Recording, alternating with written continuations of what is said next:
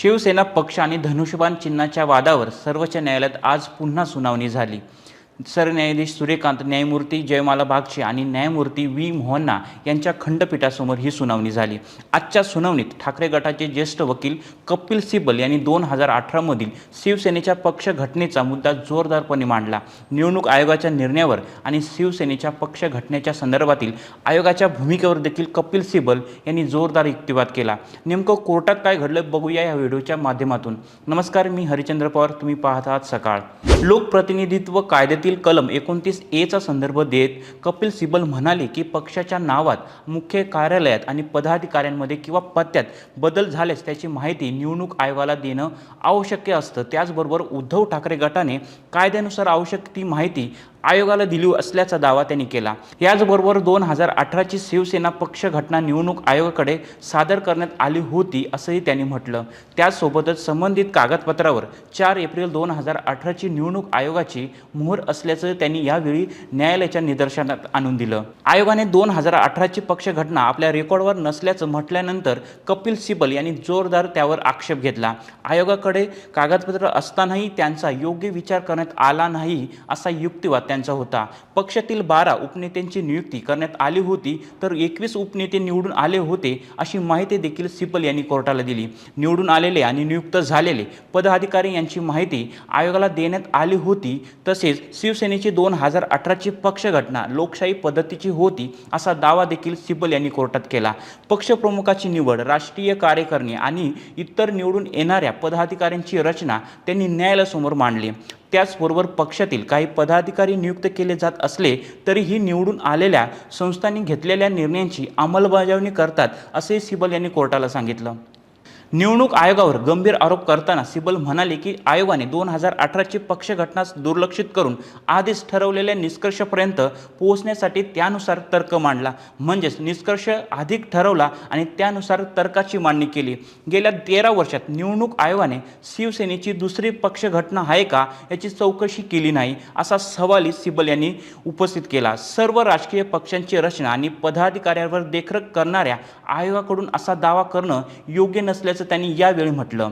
आजच्या सुनावणीत ठाकरे गटाचे ज्येष्ठ वकील कपिल सिब्बल यांनी 2018 मधील शिवसेनेच्या पक्ष घटनेचा पुन्हा मुद्दा मांडला। पक्षातील पदाधिकाऱ्यांमधील बदल्यांची माहिती निवडणूक आयोगाला कायद्यानुसार देण्यात आली होती असा दावा त्यांनी यावेळी केला। 2018 मध्ये 12 उपनेते नामनिर्देशित तर 21 उपनेते निवडून आले होते याची सर्वांची माहिती आयोगाला देण्यात आली होती। तसेच संबंधित कागदपत्रांवर 4 एप्रिल 2018 रोजीचा निवडणूक आयोगाचा शिक्का आणि स्वाक्षरी असल्याचं सिब्बल यांनी कोर्टाला सांगितलं। कागदपत्र नंतर तयार करण्यात आल्याच्या दाव्यावर सिब्बल यांनी संताप व्यक्त केला। तसेच कागदपत्रावर आयोगाचा शिक्का आहे ती बनावट असतील तर आयोगाने आमच्यावर कारवाई करावी असा सवाल देखील त्यांनी या दरम्यान केला। याच वेळी न्यायमूर्ती बागची यांनी निवडून आलेल्या सदस्यांची नावं आयोगाला कळवली होती का अशी विचारणा केली। त्यावर दोन्ही प्रकारच्या सदस्यांची माहिती आणि पक्षाची घटनाही आयोगाला सादर केल्याचं सिब्बल यांनी कोर्टाला सांगितलं। यावेळी सिब्बल यांनी समाजवादी पक्षातील मुलायम सिंह यादव आणि अखिलेश यादव यांच्यातील वादाचा निकालाचा संदर्भ दिला। त्या प्रकरणात अखिलेश यादव यांच्या गटाला विजय मिळाल्याचं त्यांनी स्पष्ट केलं। यावर सरन्यायाधीश सूर्यकांत यांनी कुटुंबातील वादामुळे पक्षाचे विभाजन कसं झालं याबाबत प्रश्न उपस्थित केला। त्यावर अखिलेश यादव आणि मुलायम सिंह यादव यांच्यातील वादानंतर समझोता झाला होता असा सिब्बल यांनी स्पष्ट केलं। न्यायमूर्ती जयमाला बागची यांनी युक्तिवादादरम्यान पक्षातील फूट ही संविधानाच्या 10व्या अनुसूचीनुसार ठरवली जावी असं निरीक्षण नोंदवलं।